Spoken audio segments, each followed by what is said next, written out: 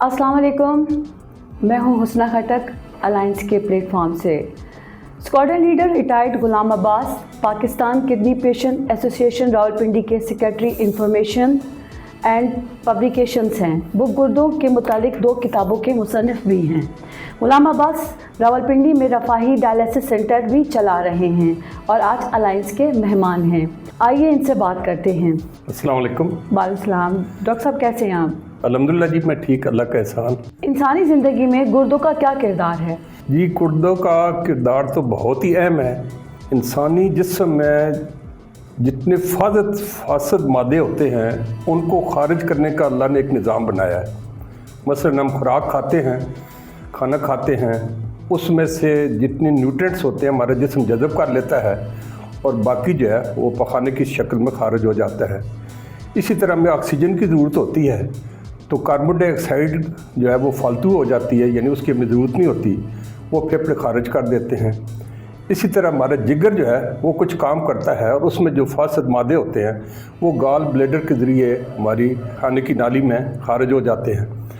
इसी तरह जो खून है उसके अंदर भी कुछ गंदगी आ जाती है, तो उस गंदगी को खारिज करने के लिए और जो फालतू पानी हो उसको खारिज करने के लिए और जो फालतू नमकियात हों जो हमारी जिस्म की ज़रूरत से ज़्यादा हों उनको खारिज करने के लिए अल्लाह पाक ने गुर्दों का निज़ाम बनाया है।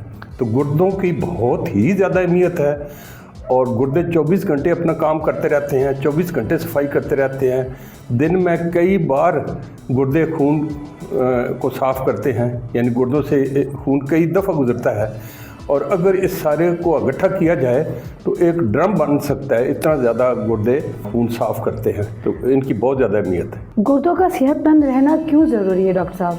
ऐसे जी कि जैसे मैंने अभी कहा कि गुर्दों की बहुत ज़्यादा अहमियत है, तो अगर गुर्दे सेहतमंद नहीं होंगे तो मैं यहाँ थोड़ा सा एक बात बताना चाहता हूँ कि हम जो खुराक खाते हैं ये इसके न्यूट्रिएंट्स हमारे खून में शामिल हो जाते हैं। इसी तरह जो हम सांस लेते हैं तो वो ऑक्सीजन जो है वो भी हमारे खून में शामिल हो जाती है। हीमोग्लोबिन जो है वो ऑक्सीजन को लेकर जाती है। अब ये खुराक और ये ऑक्सीजन हमारे बॉडी के जितने सेल्स होते हैं, खुलिए होते हैं, उनके अंदर जब जाते हैं तो वहाँ पर एक केमिकल रिएक्शन होता है। जैसे कि आप समझ लें कि चूल्हे के अंदर आग जलती है तो लकड़ियाँ होती हैं, ये गैस होती है और हवा से ऑक्सीजन मिलती है। तो वो जब आपस में रिएक्ट करते हैं तो उसके नतीजे में कार्बन डाइऑक्साइड तो उड़ जाती है, लेकिन एक हीट जनरेट होती है जिससे हम अपना देश का गर्म कर लेते हैं। इसी तरह एग्जैक्टली ऐसे ही होता है कि हमारे जिस्म के जितने खुलिए हैं उनके अंदर एक केमिकल रिएक्शन होता है और उसके नतीजे में हीट जनरेट होती है जिससे हमें एनर्जी मुहैया होती है।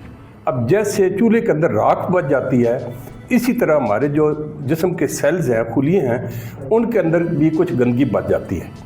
इसके अलावा जो खुराक हम खाते हैं उसमें मुख्तलिफ नमकियात होते हैं, जैसे सोडियम, पोटाशियम वगैरह। अब ये जितनी ज़रूरत होती है वो तो हमें चाहिए, लेकिन अगर कोई भी इस तरह के नमकियात फालतू हों तो वो हमारे लिए नुकसान का बायस बन सकते हैं। तो गुर्दों के अंदर अल्लाह ने एक ऐसा निज़ाम बनाया हुआ है कि ये जितनी खून के अंदर जितनी गंदगी इकट्ठी, यानी पानी भी खून के अंदर जज़ब हो जाता है। जैसे आपको पता है कि खून के अंदर 80% तकरीबन पानी होता है, तो ये पानी जो है ये सारी गंदगी जज़ब करता रहता है और ये खून जो है ये जब गुर्दों से गुजरता है तो जितनी गंदगी होती है वो गुर्दे फ़िल्टर करके मसाने में भेज देते हैं। इसी तरह फालतू नमकियात भी मसाने में भेज देते हैं, इसी तरह फालतू पानी भी मसाने में भेज देते हैं। तो इस तरीके से खून की लगातार सफाई होती रहती है। अब अगर ये खून की सफाई ना हो, गुर्दे सफाई करना छोड़ दें, बंद कर दें, तो ये सारी गंदगी इंसान के जिस्म के अंदर रहेगी और फिर आहिस्ता इंसान बीमार हो जाएगा और फिर कुछ हफ्तों के मेहमान होगा, इस दुनिया से चला जाएगा। गुर्दों की क्या क्या बीमारियां होती हैं और क्यों होती हैं? गुर्दों की एक आम सी बीमारियां तो ये होती हैं कि गुर्दों में पथरी बन जाना। अब होता ये है कि हमारे एक अंदाजे के मुताबिक 80% लोग ज़रूरत से कम पानी पीते हैं और पानी कम पीने की वजह से बेशुमारी बीमारियां भी उनको लगती हैं, लेकिन उसमें सबसे ज़्यादा जो बुरा असर पड़ता है वो गुर्दों पर पड़ता है। अब आप एक मैं मिसाल दूंगा کہ ایک پانی کا گلاس ہے، اس میں اگر آپ 1 چمچ چینی یا نمک ڈالیں گے تو وہ محلول ہلکا ہوگا، اگر اس میں آپ 6 چمچے ڈال دیں گے تو وہ کافی گاڑھا ہو جائے گا۔ اسی طرح اگر آپ پانی نہیں پئیں گے تو آپ کا جو خون ہے اس کے اندر پانی کی کمی ہو جائے گی، اور اس کے اندر جو نمکیات وغیرہ ہے، گندگی ہے، وہ زیادہ ہو جائے گی۔ اب گردے جو ہیں وہ بال سے بھی باریک 10 لاکھ باریک رگوں کا گچھا ہوتا ہے ایک گردے کے اندر، ان باریک رگوں سے خون گزرتا ہے اور اس کے اندر سے باریک سوراخوں سے یہ گندگی خارج ہو جاتی ہے اور فالتو پانی خارج ہو جاتا ہے۔ اب اگر آپ نے پانی کم پیا ہے تو اس وجہ سے کیا ہوگا کہ وہ جو نمکیات ہیں جو اتنے زیادہ ہیں وہ اس کے اندر رکنا شروع ہو جائیں گے، تو پھر اسی طرح ہوگا جیسے ایک نالی کے اندر ایک پتا بھی رک جائے، پھر پیچھے سے اور گندگی آتی ہے، وہ بھی رکتی جاتی ہے تو وہ نالی بند ہو جاتی ہے۔ اسی طرح اگر گردوں کے اندر نمکیات رکنا شروع ہو جائیں تو پھر اور نمکیات رکتے ہیں اور ایسا وہ پتھری کی شکل اختیار کر لیتے ہیں، جو کہ ہمارے پاکستان میں کافی زیادہ لوگوں کو پرابلم ہے۔ تو میں یہ کہنا چاہوں گا کہ پانی کافی زیادہ پیا کریں، اور ایک نارمل آدمی کو نارمل موسم کے اندر 8 سے 10 گلاس پانی ضرور پینا چاہیے، اور اس کا میں ایک فارمولہ بتا دیتا ہوں کہ اگر آپ کو ہر 3 اور 4 گھنٹے کے بعد اگر آپ کو پیشاب کی حاجت ہو اور آپ کو پیشاب زیادہ مقدار میں آئے اور ہلکا پیلا ہے تو اس کا مطلب ہے کہ آپ پانی پورا پی رہے ہیں۔ لیکن اگر آپ صبح دفتر جاتے ہیں اور شام کو واپس آتے ہیں، آ کر آپ پیشاب خارج کرتے ہیں تو اس کا اور تھوڑا سا پیشاب ہوتا ہے جو گاڑھا پیلا ہوتا ہے، اس کا مطلب ہے کہ آپ کو جسم میں پانی کی کمی ہے۔ تو اس لیے میں یہ آپ کے پروگرام کے حوالے سے یہ کہنا چاہوں گا کہ سب لوگ صاف ستھرا پانی جو ہے منرل واٹر وہ 8 سے 10 گلاس ضرور پئیں۔ اگر گرمیاں زیادہ ہوں اور پسینہ وغیرہ زیادہ آئے تو پھر اس حساب سے زیادہ پانی پئیں۔ ڈاکٹر صاحب، گردوں کی بیماریوں سے محفوظ رہنے کے لیے ہمیں کرنا کیا چاہیے؟ بے شک ابھی آپ نے بولا ہے کہ پانی کا بہت زیادہ استعمال کرنا چاہیے، تقریباً وہ صبح اٹھے تو پانی پیے، گیپ وائز سے وہ پانی پیتا رہے پورا دن، لیکن یہ بیماریاں بہت ہو گئی ہیں ہمارے پاکستان میں گردے کی۔ آپ نے سنا ہوگا گردے فیل ہونے کی بیماری، یعنی ایک تو میں نے پتھری کی بات کی، دوسری جو بڑی بیماری ہے وہ گردے فیل ہونے کی بیماری ہے۔ اب گردے جو فیل ہونے کی بیماری ہے اس کی وجوہات کیا ہے، یعنی کیوں گردے فیل ہوتے ہیں؟ یعنی پتھری کا تو میں نے آپ کو بتایا کہ جی پانی کم پینے کی وجہ سے ہوتی ہے، لیکن گردے فیل جو ہوتے ہیں اس کی جو سب سے بڑی وجہ ہے وہ ہے شوگر کی بیماری، اور دوسری بڑی وجہ ہے ہائی بلڈ پریشر، اور تیسری بڑی وجہ ہے غلط قسم کی دوائیاں کھانا، اور بہت معمولی سا کردار ہوتا ہے کہ جو نیچرلی کچھ گردوں کے اندر بیماریاں آ جاتی ہیں، جیسے گردے سکڑنا شروع ہو جاتے ہیں جس کو نیفریٹک سنڈروم کہتے ہیں، یا گردوں کے اندر پانی پڑ جاتا ہے، یا گردوں کے اندر چھوٹے چھوٹے جو ہے نا پولپس بن جاتے ہیں، تو وہ بہت کم لوگوں کو وہ بیماری ہوتی ہے۔ جتنے لوگوں کے پاکستان میں یا دنیا میں گردے فیل ہو رہے ہیں ان میں سے 46% لوگوں کے گردے فیل ہوتے ہیں بیکاز آف ہائی شوگر، اور 26% لوگوں کے گردے فیل ہوتے ہیں because of high blood pressure. تو یہ جو 2 بیماریاں ہیں یہ گردے فیل ہونے کی سب سے بڑی وجوہات ہیں، اور ان کو کنٹرول کر کے رکھنا انتہائی ضروری ہے۔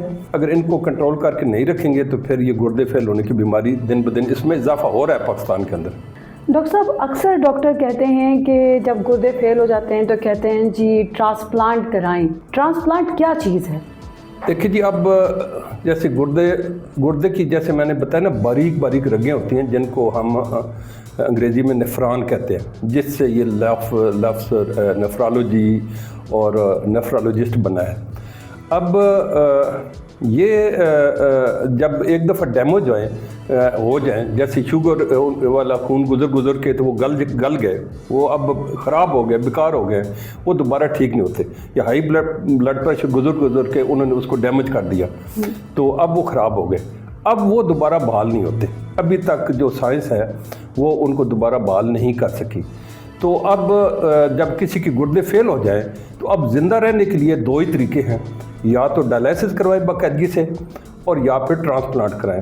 تو آپ کے جب بھی کسی کے گردے فیل ہوں گے تو ڈاکٹر یہی کہے گا جی گردے کا ٹرانسپلانٹ کرائیں، اور جب تک ٹرانسپلانٹ نہیں ہوتا اس وقت تک باقاعدگی سے ڈائلائسس کروائیں۔ تو ٹرانسپلانٹ اس لیے کرانا بہت ضروری ہے۔ डॉक्टर साहब, ये डायलिसिस क्या होता है और हमारे सुनने वालों के लिए ज़रा आगाही बताएं कि ये डायलिसिस है क्या? जी, डायलिसिस जो है ना, लफ्ज़ डाया और लाइसिस, जी, डाया कहते हैं जैसे किसी चीज़ के अंदर सुराख होता है तो उसको हम कहते हैं कि इसका इतना डाया है। लाइसिस का मतलब है उससे कोई चीज़ ज़ाया करना, खारिज करना। ओके, ठीक है। तो अब ये है कि जी हमारा जो खून के अंदर जितनी ज़्यादा गंदगी होती है उस गंदगी को साफ़ करने का जो अमल है जी, उसको हम डायलिसिस कहते हैं। ठीक। अब इसकी मशीन होती है। अच्छा, मैं यहाँ पहले ये अर्ज़ कर दूँ कि डायलिसिस के दो तरीके बहुत आम हैं। पाकिस्तान में जो तरीका आम है वो है हीमोडायलिसिस, ये खून का डायलिसिस किया जाता है।